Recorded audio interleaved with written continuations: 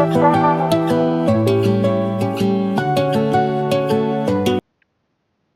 everyone, welcome to our academy, and today we will be discussing the third question of the unit 4, education and the preservation, transmission and enrichment of culture. तो introduction, culture क्या है? Culture एक shared value, belief, custom, art, knowledge system है of people. It does not survive automatically across generation. It must be actively safeguarded, passed on and creatively developed. तो culture क्या है? Culture हमारा shared value है, हमारा सोच है, हमारा रीत नीति जो भी रीति नीति बोलते हैं यानी ट्रेडिशन है, हमारा आर्ट है, हमारा नॉलेज सिस्टम है, सब है बेसिकली एक चीज़। What makes us who we are, हमारा हिस्ट्री, हमारा कल्चर, हमारा tradition makes us who we are. तो हमारा culture is this shared value यानी सब हमारे आसपास में हमारे कम्युनिटी में जो भी हैं, we all share similar values, similar beliefs. हमारी चिंता सेम है, हमारा आर्ट सेम है, हमारा हिस्ट्री सेम है, हमारा नॉलेज सिस्टम सेम है। तो ये ऐसे ही सर्वाइव नहीं करता है, इसको सर्वाइव करने के लिए हमको एक्टिवली काम करना पड़ेगा, इसको पास ऑन करना पड़ेगा to the next generation, and हमको उसको क्रिएटिवली डेवलप करना पड़ेगा। राइट, लाइक फॉर एग्जांपल अगर मैं बताना चाहूँ, बहुत सारी पंचतंत्र स्टोरीज हमारे एजुकेशन का पार्ट है, लेकिन बच्चे पढ़ते नहीं है, यूजुअली भूल जाते हैं। अगर हम उसको एनिमेटेड वे में बच्चों को दिखाएं तो बच्चों को इंटरेस्ट आएगा हमारे कल्चर के बारे में जानने के लिए। This is one of the ways. Okay, so today in this topic we will discuss कि प्रिजर्वेशन ट्रांसमिशन कैसे हो सकता है और कल्चर को हम एनरिच कैसे कर सकते हैं। तो education serves as the principal institution mechanism through which this occurs. Education के माध्यम से ही हम बच्चों को कल्चर के बारे में सिखा सकते हैं।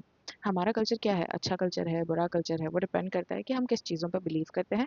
हमारा कस्टमर ट्रेडिशन कैसा है, अगर वो बहुत ही लिमिटिंग फ्रीडम है, लाइक फ्रीडम को बहुत ही लिमिट करता है, लोगों को पीस नहीं देता, लोगों को अपने आप कुछ करने का अधिकार नहीं है, तो वो एक ऐसा सिस्टम है जो कि अच्छा नहीं है, जो कि ठीक नहीं है। It's not a good system, right?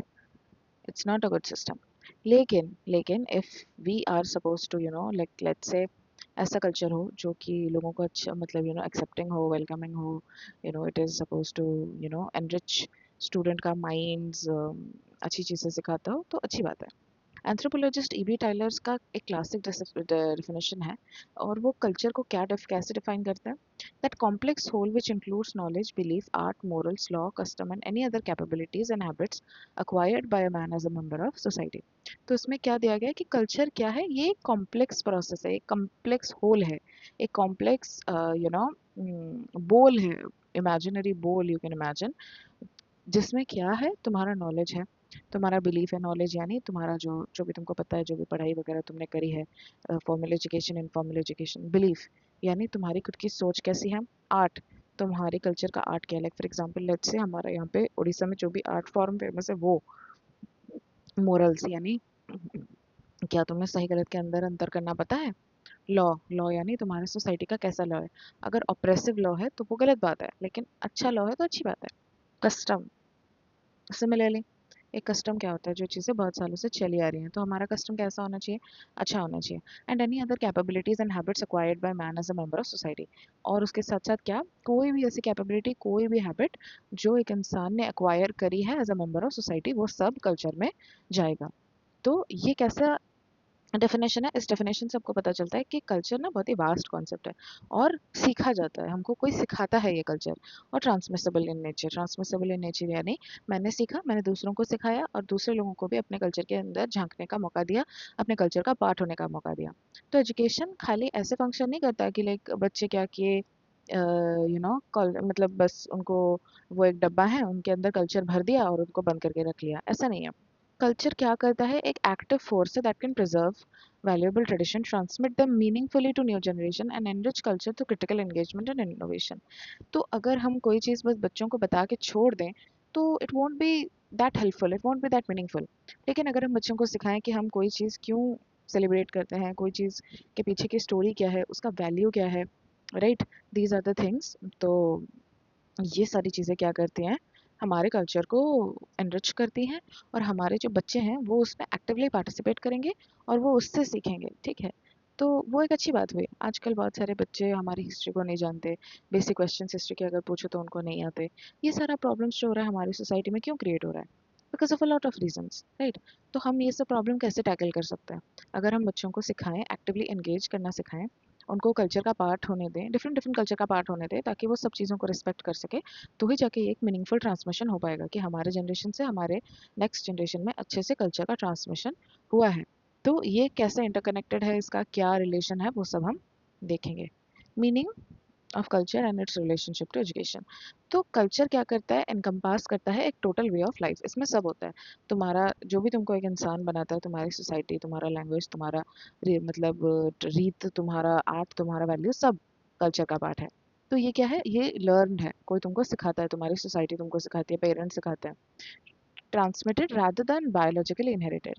ये बायोलॉजिकली इनहेरिटेड नहीं होती। जब आप किसी घर में पैदा होते हो तो आप उनके कल्चर के देख देख के बड़े होते हो, उसी से आप अपने कल्चर को सीखते हो। Education and share culture in intimate reciprocal relationship. Education is itself a cultural product shaped by society that creates it. ये वाला part I have explained in my previous videos as well. तो हमारा culture क्या होता है, develop होता है through education. How is it possible कि दैट हमारे अगर कल्चरली उच्च सोच नहीं होगी, हम नीची सोच रखेंगे, लोगों के अंदर भेदभाव रखने वाला सोच रखेंगे, तो हमारा एजुकेशन भी वही रिफ्लेक्ट करेगा। हम बच्चों को भी वही सिखाएंगे कि लड़कियों को पढ़ाई नहीं करनी चाहिए, नीची जाति ऐसी होती है वैसी होती है। These are the few things जो हमारे लाइक बहुत सारे ट्रांसजेंडर लोगों को लेके भी लोगों के माइंड में बहुत सारा मिस लाइक स्टीरियोटाइप्स होता है, और वो वही बोलते रहते हैं तो that is a bad thing, it is not suppose to be like that. तो एजुकेशन क्या है, कल्चर का प्रोडक्ट है। मतलब हमारी सोसाइटी से एजुकेशन आया है, तो हमारी सोसाइटी का चिंता जैसा होगा, हमारा एजुकेशन भी वैसा होगा। अगर हमारी सोसाइटी बुरे चिंते वाली होगी, लॉजिकल नहीं होगी, साइंटिफिक नहीं होगी, बुरा बिहेव बर्ताव करने वाली होगी, और या फिर गलत चीज़ों को सपोर्ट करने वाली होगी, तो इवेंचुअली हमारा कल्चर भी वही बन जाएगा। लेकिन अच्छा होगा तो अच्छा रिजल्ट आएगा।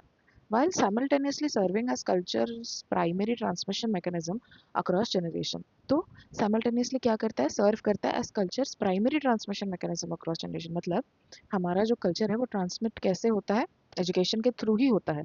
तो प्राइमरी ट्रांसमिशन यानी हम जो भी बच्चों को सिखाते हैं अपने कल्चर के बारे में, वो बच्चे फॉर्मली सीखते हैं स्कूल में। तो स्कूल में हो गया, और जैसे भी हम उनको पढ़ाते हैं जहाँ पे भी, वैसे हो गया। तो एजुकेशन के तहत ही कल्चर का ट्रांसमिशन हो सकता है। It is the primary method in which culture is transmitted. तो preservation of culture through education कैसे हम करें, तो लैंग्वेज प्रिजर्वेशन। एनईपी ने क्या किया है कि that mother tongue based instruction हम बच्चों को देंगे उनके सपोर्टिव ईयर्स में, ताकि उनकी जो इंपॉर्टेंस रहे, मतलब उनकी जो मदर टंग है, जैसे सांतरी हो गया, बोडो, ट्राइबल कम्युनिटीज़, उनको वो लैंग्वेजेस से सीखने में ईजी हो। क्यों? क्योंकि उनको completely all of a sudden switch करने को बोलना to a very foreign language that they are not very acquainted with will hamper their educational process. सही बात है, करेगा ये, हैम्पर करेगा ही, क्योंकि बहुत सारे लैंग्वेजेस ना आज अभी एक्सटिंक्ट होने वाले हैं। लेकिन अगर हम ऐसा मैंडेट कर दें कि बच्चों को उनके लैंग्वेज में सिखाओ, तो बच्चों की जिस लैंग्वेज में फेमिलियरिटी होगी उस चीज़ से वो ज़्यादा अच्छे से सीखेंगे। Documentation and curricular inclusion of traditional knowledge. तो हमने क्या देखा है कि दैट अभी हमारे IKS सिस्टम में NEP 2020 के तहत बहुत सारे एंशियंट नॉलेज जो मतलब बहुत ज़्यादा ओवरलुक्ड थे, सुश्रुता हो गया मेडिकल नॉलेज में, या फिर जो एंशियंट बुक्स थे जो इतने ज़्यादा मेंशन नहीं किए जाते थे, अभी हमारे बुक्स में सब ऐड हो चुका है, सब एडेड है। That is a good way of preserving traditional knowledge. बच्चों को पता चलेगा। इसका मतलब ये नहीं कि हम वर्ल्ड हिस्ट्री को कम्प्लीटली एक्सक्लूड करते। We have to remember that this both go hand in hand. ठीक है, तो including indigenous knowledge system such as traditional medicine और agricultural practices within the science curricula preserves this knowledge formally. तो क्या बोलता है कि हम बच्चों को साइंस तो करने के लिए बोलेंगे, लेकिन उसके साथ साथ इंडिजीनियस नॉलेज सिस्टम्स को भी हम प्रिजर्व करेंगे। ट्रेडिशनल मेडिसिन, एग्रीकल्चरल प्रैक्टिसेस, इन सबको भी इंटैक्ट रख के चलना है। तो एक को प्रोत्साहन देने का मतलब ये नहीं है कि हम दूसरे सारे चीज़ों को पीछे छोड़ के आ जाएं। ठीक है, तो हमको क्या करना है, हेल्प करना है, सारी चीज़ों को आगे बढ़ते लेना है, side side by side. Preservation of art forms and heritage. बहुत सारे लाइक हमारा जो एक हुआ था वर्कशॉप कॉलेज में, जहाँ पे वर्ली आर्ट के रिलेटेड हुआ था, तो बहुत सारी जगह पे क्या करते हैं, क्लासिकल डांस सिखाते हैं बच्चों को, क्लासिकल म्यूजिक सिखाते हैं, ट्रेडिशनल क्राफ्ट सिखाते हैं। ऐसे क्राफ्ट्स जो धीरे धीरे शायद कभी ना कभी वो धीरे धीरे बहुत सारे लाइक टाइम के अंदर वो लुप्त हो जाएगा। यंगर जनरेशन को ये सिखाना इंपॉर्टेंट है, सो दैट कि उनके थ्रू ये सारे कल्चर, ये जो आर्ट है, ये सब एक्टिव रहे और ये कभी गुम ना जाए। Historical and civilisation memory.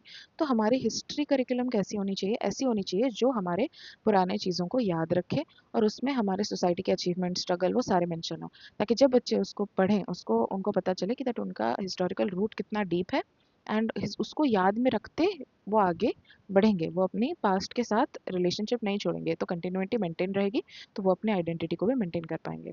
Transmission of culture through education, तो अभी नेक्स्ट क्या है कि हम ट्रांसमिट कैसे करेंगे, एजुकेशन से कल्चर को कैसे ट्रांसमिट करेंगे। फॉर्मर करिकुलर ट्रांसमिशन, जैसे कि हम स्कूल्स में जब सब्जेक्ट पढ़ाते हैं, लैंग्वेज हो गया, सोशल साइंस हो गया, लिटरेचर हो गया, वो हमारे कल्चरल वैल्यूज़ और नैरेटिव्स को डायरेक्टली बच्चों को सिखाते हैं। तो हमको क्या कर सकते हैं, जैसे regional folk tales, local moral cultural values, ऐसा पंचतंत्र टेल्स जैसे मैं बता रही थी, वो सारी चीज़ें अगर हम ऐड करेंगे तो वो क्या करेंगे, हेल्प करेंगे। Informal and hidden curriculum transmission, तो हिडन मैनिफेस्ट करिकुलम एक होता है ना, तो इनफॉर्मल और हिडन करिकुलम क्या है कि दैट ऐसी डेली स्कूल रिचुअल्स जैसे morning assembly, festival celebration, respect protocols towards teachers, ये सब क्या करता है कि बच्चों को कल्चरल नॉर्म्स सिखाता है खुद से ही, उनको बताता है कि that this is the right thing to do. And जब आप फेस्टिवल सेलिब्रेट करते हो तो बच्चों का टॉलरेंस डेवलप होता है towards all sorts of religions and their festivals. बच्चों को पता चलता है कि that yes we have to respect everyone and we have to respect everything. Now next is socialisation into cultural values, तो हमारे बच्चों को सोशलाइजेशन से भी पता चलता है cultural values. Like for example वो कहीं पे गए, लेट्स से कोई फंक्शन वगैरह में गए, तो घर पे क्या बोलते हैं, बड़ों को आशीर्वाद लो, फिर उन you can touch their feet out of respect, फिर कम्युनिटी रिस्पॉन्सिबिलिटी, वहाँ पे आपको हेल्प आउट करने के लिए बोलेंगे।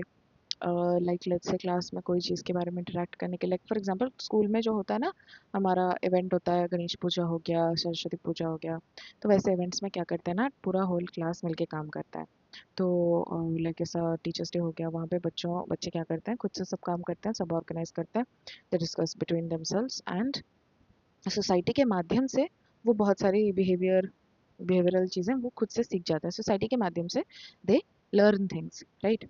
Corporation, respect for elders, community responsibility के लिए मिलके काम करना है, तो ये सब क्लास मैनेजमेंट प्रैक्टिसेस और पीयर इंटरेक्शन से उनमें डेवलप हो जाता है।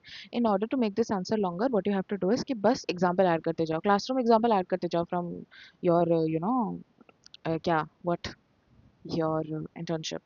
Inter generational curricular exchange programme, अच्छा तो ये बहुत अच्छा है, एक आइडिया है कि दैट एक ग्रैंड पेरेंट्स डे अगर आप करोगे तो वहाँ पे बच्चे आके क्या करेंगे, सिखाएंगे, मतलब वो जो बड़े हैं ग्रैंड पेरेंट्स है वो आके सिखाएंगे, ठीक है, ट्रेडिशनल गेम सिखाएंगे बच्चों को जो अपने बचपन में वो खेलते थे, या फिर कोई ऐसी स्टोरीज बताएंगे, उनके टाइम की स्टोरीज बताएंगे, या फिर ट्रेडिशनल स्किल्स उनको कुछ सिखाएंगे, कोई भी ऐसी चीज़ जिससे दोनों जनरेशन्स बहुत ही कनेक्टेड फील करें, उनको ऐसा ना लगे कि दोनों अलग हैं, और हमारे बच्चे अभी और कदर नहीं करते, पहले के बच्चे कदर करते थे, पहले का जनरेशन बेटर था, दिस दिस दैट दैट, ये गैप हमको ब्रिज करना है ताकि उनको ये याद रहे कि हम भी उनके बच्चे हैं एंड हमारा जो कल्चर है वो भी उनसे हमको मिला है, तो आगे जाके भी हमको उन्हीं से ही ये चीज़ मिलने वाला है, right. So we need to be closer to each other.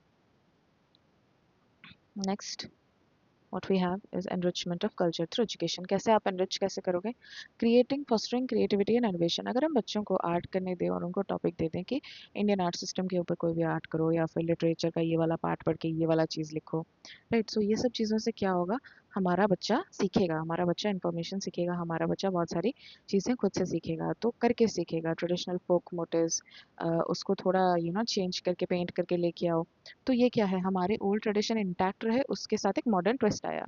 Cross cultural exchange and enrichment, तो जब आप जाओगे कोई भी इवेंट अटेंड करोगे, या फिर नेशनल इवेंट हो गया, या फिर कोई भी कॉन्फ्रेंस हो गया, वहाँ पे आप देखोगे कि दैट बहुत सारे डिफरेंट कल्चर के लोग एक साथ आए हैं, तो इससे बच्चों को डिफरेंट डिफरेंट कल्चर के बारे में पता चलेगा, बात करके मिल के।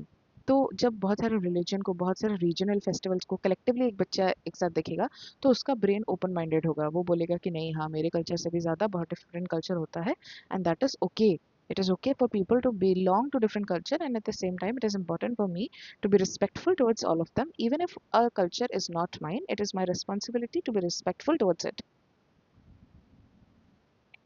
क्रिटिकल कल्चरल रिफ्लेक्शन, तो एजुकेशन क्या करता है, एनेबल करता है बच्चों को क्रिटिकली इवैल्यूएट करने के लिए अपने कल्चरल प्रैक्टिसेस को, और उसमें हमको हार्मफुल कस्टम और अच्छे कस्टम ये हमको डिफरेंशिएट करवाना है। कैसे, through activities like classroom discussion, हम क्लासरूम में डिस्कस करेंगे कि डाउरी जैसी जो चीज़ें थी, ये सारी चीज़ें अच्छी थी क्या, बुरी थी क्या, क्यों अच्छी थी, क्यों बुरी थी, क्या होता है क्या नहीं, तो इन सबसे क्या होता है, कल्चरल एवोल्यूशन होता है, और अनक्रिटिकल प्रिजर्वेशन, या कि जो ऐसी चीज़ें जो प्रिजर्व नहीं करनी है वो प्रिजर्व नहीं होता।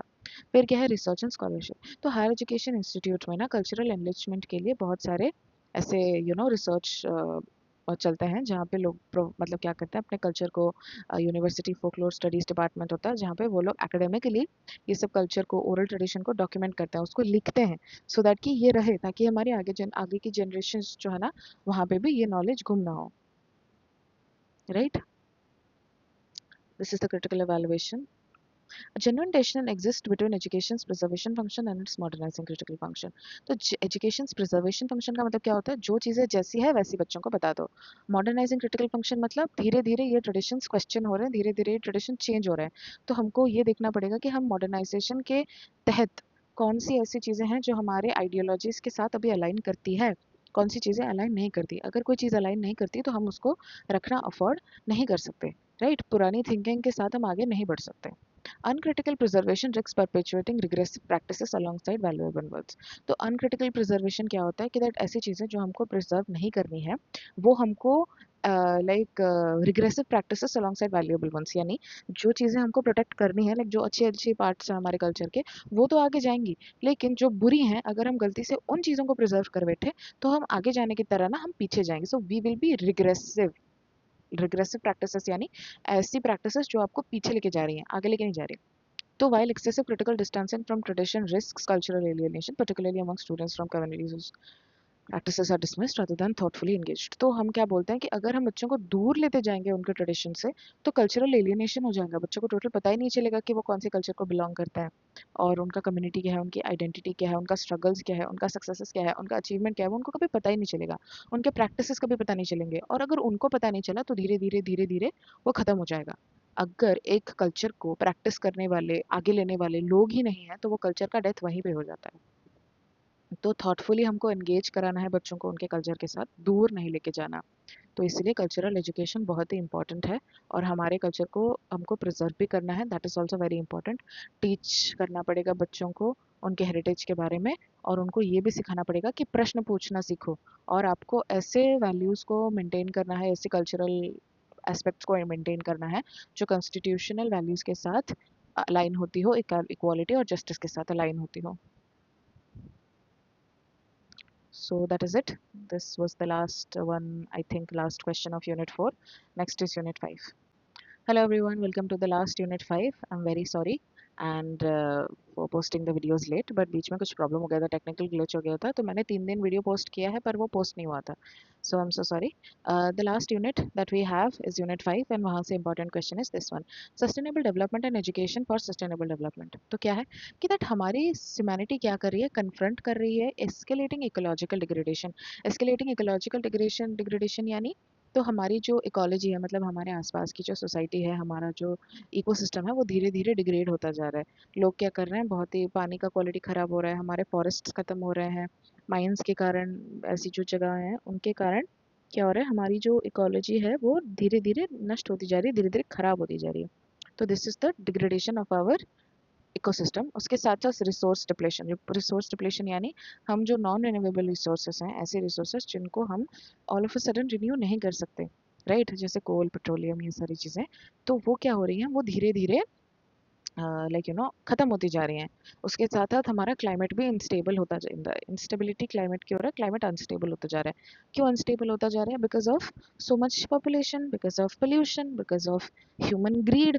देर is enough for everybody's need but not for greed. तो हमारी ज़रूरत के हिसाब से हम काम नहीं कर रहे हैं, हम अपने ग्रीड के हिसाब से काम कर रहे हैं। ज़रूरत से ज़्यादा हम चीज़ों को यूज़ कर रहे हैं, ओवर यूज़ कर रहे हैं, ओवर कंजप्शन कर रहे हैं, which is what causing economic and sorry which is causing climate instability.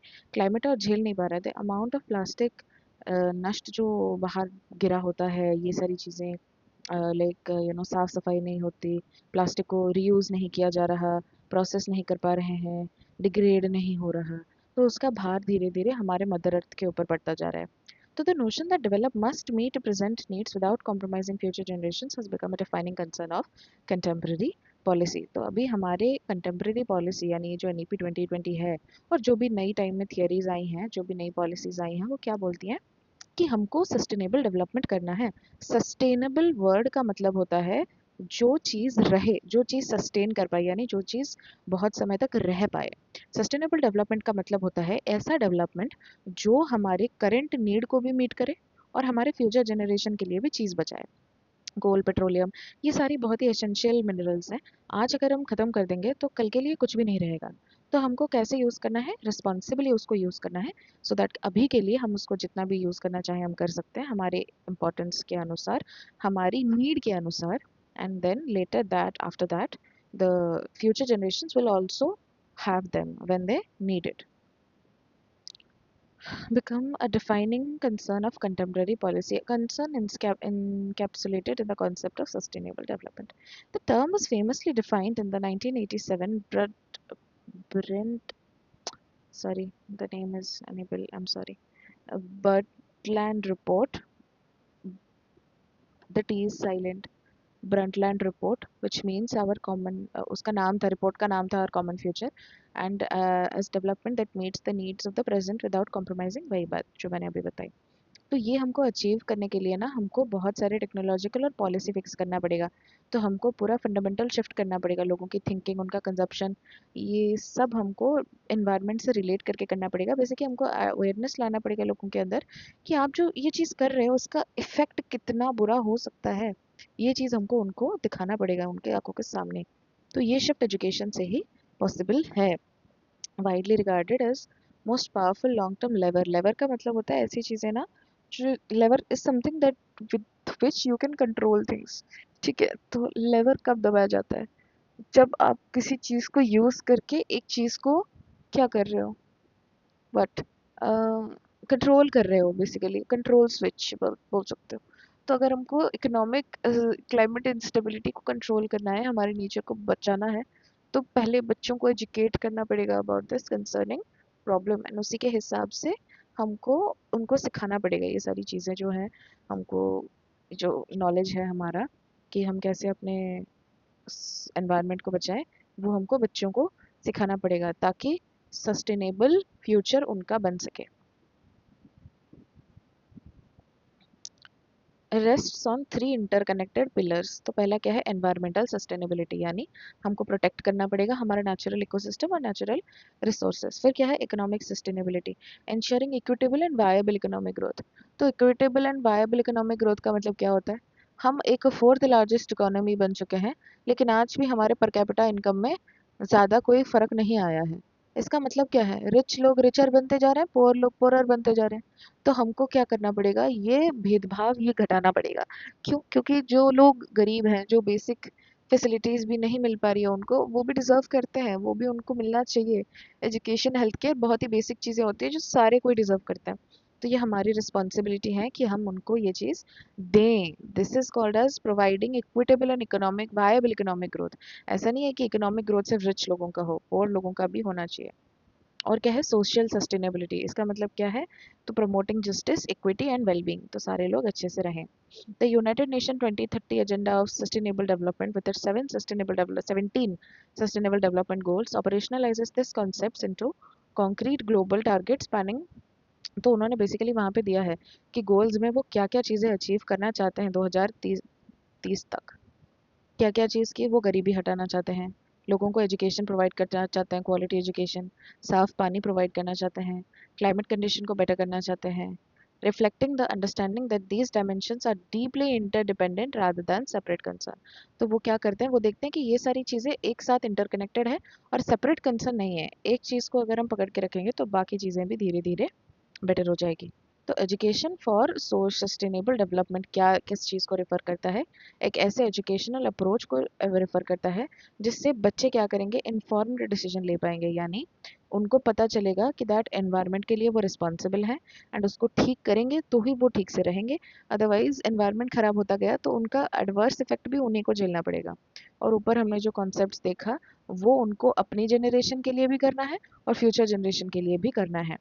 तो इसीलिए उनको फ्रेमवर्क्स दिया गया है, मतलब एजुकेशन फॉर सस्टेनेबल डेवलपमेंट का फ्रेमवर्क वगैरह दिया गया है। तो उनको क्या, उसको एक सेपरेट सब्जेक्ट की तरह नहीं पढ़ाते, उसको सारे सब्जेक्ट के अंदर, you know, like integrative approach, यानी सारे टॉपिक्स के अंदर से उनको पढ़ाया जाता है। करिकुला एंड पेडागोजी में ये चीज़ें हैं। To cultivating systems thinking, critical reflection and collaborative problem solving. तो हैंड्स ऑन एक्सपीरियंस से, रिसर्च से बच्चों को ये चीज़ें पता चलेगी and then they will be able to solve the issues. First क्या है, इंटरडिसिप्लिनरी इंटीग्रेशन। तो इंटरडिसिप्लिनरी मतलब तो वो क्या बोलते हैं कि सस्टेनेबिलिटी को बस एक सब्जेक्ट में मत डालिए एनवायरमेंटल स्टडीज करके, उस बच्चे को सारी सब्जेक्ट को इंक्लूड करके उसको पढ़ने दीजिए। सस्टेनेबिलिटी सारी थीम्स में होती है, लाइक साइंस में होती है, सोशल स्टडीज़ में होती है, लैंग्वेज क्लासेस में भी होता है।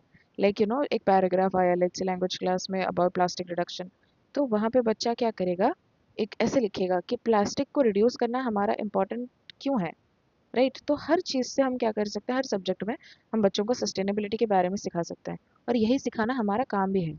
वैल्यू बेस्ड लर्निंग यानी हमको बच्चे के अंदर रिस्पॉन्सिबिलिटी, एम्पथी, ये सारी चीज़ें डेवलप करनी पड़ेंगी। एनवायरनमेंट क्यों खतरे में है, एनवायरनमेंट कैसे ठीक होगा, ये सारी चीज़ें भी हमको सिखानी पड़ेगी। बस एनवायरमेंटल फैक्ट दे देने से नहीं होगा, बच्चे को एक्चुअली पता लगना चाहिए कि दैट अगर वो एक अच्छी पोजीशन में है तो वो अच्छी बात है। लेकिन बहुत सारे लोग हैं जो एनवायरनमेंट के कारण बहुत सारे प्रॉब्लम्स में, लाइक फॉर एग्जांपल अभी एआई डेटा सेंटर्स के आसपास जिनका घर है, उनके घर में पानी नहीं आता, एक्यूट वाटर शॉर्टेज वो लोग फेस कर रहे हैं, राइट। तो ये एक बहुत बड़ी प्रॉब्लम है। तो ये प्रॉब्लम कैसे फिक्स करेंगे, अगर हम एनवायरनमेंट को फिक्स करेंगे तो ये चीज़ बच्चा वहाँ से सीखेगा। एक्शन ओरिएंटेड स्ट्रैटेजी, हमारा एक था ना फील्ड ट्रिप रिपोर्ट का, कि हमने फील्ड ट्रिप में क्या देखा और हम कैसे सस्टेनेबल डेवलपमेंट को कर सकते हैं, और वहाँ पे आसपास की कौन सी चीज़ें थी जो हम फिक्स कर सकते हैं। तो एक्शन ओरिएंटेड का मतलब क्या होता है, ये एक प्रैग्मेटिस्ट एजुकेशनल फिलोसफी के अंडर आता है, मतलब प्रैक्टिकलिटी के अंदर आता है। तो प्रोजेक्ट अगर देंगे हम बच्चे को, लेट्स से कि हम बोलेंगे कि फास्ट फैशन यानी बहुत सारे ब्रांड्स क्या करते हैं, थर्ड वर्ल्ड कंट्री में अपने जो कंपनी सेटअप करते हैं, एंड वहाँ पे दे हायर फैक्ट्रीज, एंड वहाँ पे people they exploit fast fashion यानी बहुत सारे कपड़े प्रोड्यूस करते हैं, मास प्रोड्यूस करते हैं, क्योंकि you know to meet the rising demand.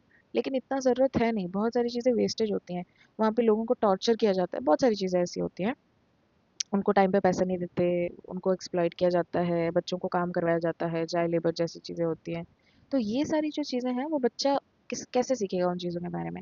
Action oriented pedagogy जब हम करेंगे उसी चीज़ों से वो बच्चा सीख पाएगा। लोकल ग्लोबल कनेक्शन, तो लोकल ग्लोबल कनेक्शन क्या है कि दैट हमारा जो लोकल एक्शन है to global challenges, helping students see, कि क्लास 6 का स्कूल कंपोस्टिंग प्रोजेक्ट अगर करता है तो वो ग्लोबल क्लाइमेट चेंज को कैसे अफेक्ट करेगा। अगर हमने कोई नई चीज़ सीखी यहाँ पे, ऐसी प्रॉब्लम्स का हमको चैलेंजेस बच्चों को देना पड़ेगा कि लाइक छोटे छोटे होता है ना, छोटी छोटी चीज़ों से बच्चों को, like for example there was this one girl, again I forgot her name, but a story that I heard was, उसने क्या किया था, एक दिन स्कूल से रिटर्न करने के टाइम पे उस बच्चे ने देखा था, उस बच्ची ने देखा था कि लोग क्या करते हैं, आयरन करते हैं अपने हाथों से, कोयला बर्न करके आयरन करते हैं। उसने क्या किया कि एक सोलर पावर्ड आयरन ठेला लगाया, ठेला यानी लाइक अ काठ जो सोलर पावर्ड है, तो वहाँ पे आयरन क्या चलेगा, सोलर पावर होके चलेगा।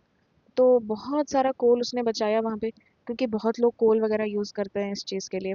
तो that was a cunning thing, तो वहाँ पे हुआ ना सस्टेनेबिलिटी। एक रिन्यूएबल सोर्स उसने यूज़ किया like sun, free of cost, तो using solar panel will be one time cost. उसके बाद दे कैन डू दैट, बहुत सारे गवर्नमेंट्स ने उसको बुला के वो अप्रिशिएट किया, प्राइज दिया, वो सारी चीज़ें हुई थी। तो वही बात है कि लोकली आप कौन सा चैलेंजेस देखते हो और उसको कैसे सॉल्व करते हो, कि वो एक ग्लोबल क्लाइमेट क्राइसिस जो है उसको रोकने में आपकी हेल्प कर सके। Role of education for sustainable development, तो रोल क्या है इसका, building environmental awareness and scientific literacy. Obviously हमको बच्चों को सिखाना पड़ेगा कि दैट बायोडाइवर्सिटी लॉस से क्या खराब होता है, कार्बन साइकिल खराब होने से क्या प्रॉब्लम होगा, रिन्यूएबल एनर्जी हमारी जो है, कार्बन साइकिल क्या है सॉरी, और रिन्यूएबल एनर्जी जो है हमारी, वो यूज़ करने से हमको कितना बेनिफिट होता है, वो सारी चीज़ें हमको सिखानी है। कि क्लास 9 का जो ज्योग्राफी यूनिट है रिन्यूएबल एनर्जी सोर्सेस, वो हम अगर local power plant installation, solar power installation दिखा के कराएंगे तो बच्चे हैंड्स ऑन एक्सपीरियंस से बेटर समझेंगे। Cultivating sustainable behaviours and habits, sustainable behaviour यानी हमको ये चीज़ उनको सिखानी पड़ेगी, बायोडिग्रेडेबल वेस्ट और नॉन बायोडिग्रेडेबल वेस्ट कैसे सेपरेट करते हैं। फिर हम ऐसी चीज़ें हमको यूज़ करनी चाहिए जो हम वेरी लॉन्ग टर्म यूज़ करें, प्लास्टिक वगैरह, पॉलीथीन वगैरह, वो सारी चीज़ें हमको यूज़ नहीं करनी चाहिए, क्योंकि हमारे बॉडी के अंदर माइक्रो प्लास्टिक जा रहा है। इंस्टेड हम क्या कर सकते हैं, जूट बैग, और कपड़ा से, कॉटन से तैयार हुआ बैग, वो हम उसको लॉन्ग टाइम तक यूज़ कर सकते हैं। ये सारी बिहेवियर्स हमको बच्चों को सिखानी पड़ेगी। Promote critical and systems thinking, which means, तो ये क्या करता है कि encourages students to understand interconnections between economic, social, and environmental system, as when a class in economics lesson engage examines how fast fashion production affects both labor conditions and environmental pollution. मैंने बताया ना अभी, wow nice, good example. तो fast fashion production यानी बहुत सारे mass production of कपड़े बहुत ज़्यादा पोल्यूशन क्रिएट करता है और लेबर कंडीशन को भी ख़राब करता है। लेबर कंडीशन यानी लोगों को मतलब एक्सप्लॉइट करके वो चीज़ें बनाई गई है, तो अच्छी नहीं होती। ऑब्वियसली जो लोग मेहनत करते हैं उनको अपने मेहनत का पैसा तो मिलना चाहिए ना। फिर क्या है, empowering active citizenship and advocacy. हमको बच्चों को सिखाना पड़ेगा कि दैट हमको मुंह खोल के बोलना है, we have to stand for our rights. तो हमारा जो स्कूल का इको क्लब है वो ट्री प्लांटेशन ड्राइव कर सकता है। इससे क्या है, एक्टिव सिटीजनशिप, वो लोगों को हेल्प कर रहे हैं सस्टेनेबिलिटी की तरफ अपना पैर आगे बढ़ाने के लिए। फिर लोकल अथॉरिटीज़ को अलर्ट करना कि आगे आसपास कोई अगर पोल्यूशन आप देखते हो तो डायरेक्टली अथॉरिटीज़ को अलर्ट करना कि ये प्रॉब्लम हो रहा है एंड आपका रिस्पॉन्सिबिलिटी है कि आप इस प्रॉब्लम को सॉल्व करें, right? Then vocational and skill development for green economies. What is vocational and skill development for green economies? हमको क्या करना होगा कि ये जो एजुकेशन हमको मिल रही है वहाँ पे हम ग्रीन स्किल ट्रेनिंग भी यूज़ करें। जैसे सोलर पैनल कैसे इंस्टॉल करते हैं, ऑर्गेनिक फार्मिंग हम कैसे कर सकते हैं, और हमको क्या सिखाना है, सस्टेनेबल लाइवलीहुड कैसे हम कर सकते हैं, वो हमको बच्चों को सिखाना है। लेकिन बीच में गैस का शॉर्टेज हो गया था, कितना प्रॉब्लम हुआ। अगर हमको कोई बेटर सस्टेनेबल मेथड पता होता तो कितना इंपॉर्टेंट होता, कितना अच्छा होता। Classroom applications and examples, you can see बहुत ही सिंपल लैंग्वेजेस में लिखा है। Rain water harvesting model, no plastic day campaign, kitchen garden teaching organic cultivation in primary schools. इन सबसे हम बच्चों को छोटी छोटी चीज़ों से हम बच्चों को सिखा सकते हैं, जैसे वो सारी चीज़ें वेस्ट नहीं करेंगे और उसको सस्टेनेबल लेके इसको यूज़ भी करेंगे। चैलेंजेस इन क्रिटिकल इवैल्यूएशन, तो बहुत सारे इंपॉर्टेंस होने के बाद भी बहुत सारे जेन्युइन चैलेंज है। It is treated as a token addition, लाकि एक सिंगल चैप्टर ऑफ एनवायरनमेंट पढ़ा दिया, बस खत्म। लेकिन सारे स्टाटा में, सारी कॉन्सेप्ट्स में, लाइक सारे एस्पेक्ट में हम इंटीग्रेट करें इसको, वो कोई नहीं देखता। तो टीचर ट्रेनिंग भी बहुत इंपॉर्टेंट है, सस्टेनेबल पेडागोजी। लाइक आप ये जो हम बोलते हैं ना कि आप इसको अपने पढ़ाई में डालो, अपने सब्जेक्ट में डाल के सिखाओ, तो हमको टीचर को भी सिखाना पड़ेगा कि वो कैसे करे ये चीज़। नहीं तो अपने पेडागोजी में अगर वो सस्टेनेबिलिटी नहीं लाते, like for example you know let's say मैं बोलती हूँ कि हमारा टीचर बोल रहा है कि हमको एनवायरनमेंट प्रोटेक्ट करना चाहिए, लेकिन वो हर चीज़ पॉलीथीन में यूज़ करते हैं, प्लास्टिक्स यूज़ करते हैं, नष्ट करते हैं, मतलब इधर उधर फेंकते हैं, तो वो गलत बात है। तो that is not how it should be. बहुत सारी जगहों पे अगर आप बच्चों को अच्छे से सिखाना भी चाहते हो कोई चीज़, लाइक सामने दिखा के, फिर भी उधर रिसोर्सेस ना होने के कारण बच्चे हैंड्स ऑन एक्सपीरियंशियल एक्टिविटीज़ नहीं कर पाते, क्योंकि स्कूल गार्डन्स नहीं हैं, सोलर पावर्स नहीं हैं, राइट? और अंडर रिसोर्स्ड गवर्नमेंट स्कूल्स में ये बहुत ही प्रॉब्लम होता है। तो इधर कम्युनिटी का काम आता है कि कम्युनिटी कैसे ऐड करके ये चीज़ बच्चों को सिखा पाएगी। तो फर्दर टेंशन किस चीज़ से होती है, अर्जेंसी ऑफ इकोलॉजिकल क्राइसिस। तो अर्जेंसी क्या है, हमारा इकोलॉजिकल क्राइसिस अभी हो रहा है, अभी बहुत ख़राब कंडीशन में है। तो अगर हम बच्चों को अभी सिखाना चालू करेंगे तो वो करेंगे कब, राइट? तो हमको जल्दी जल्दी करना पड़ेगा, हमको बिगर रिफॉर्म्स लाना पड़ेगा, राइट? तो टेक्स्ट बुक रिविजन साइकिल में बहुत टाइम लगता है, लाइक एक टेक्स्ट बुक जाके दूसरा टेक्स्ट बुक आने में बहुत ही टाइम लगता है। तो इसमें क्या होता है, बच्चे पीछे रह जाते हैं और धीरे धीरे जो खुद को उनको डेवलप करना था वो नहीं कर पाते, scientific understanding of climate change में ही उनका रह जाता है, और रैपिडली जो चेंजेस हो रहा है वो उसको विटनेस नहीं कर पाते।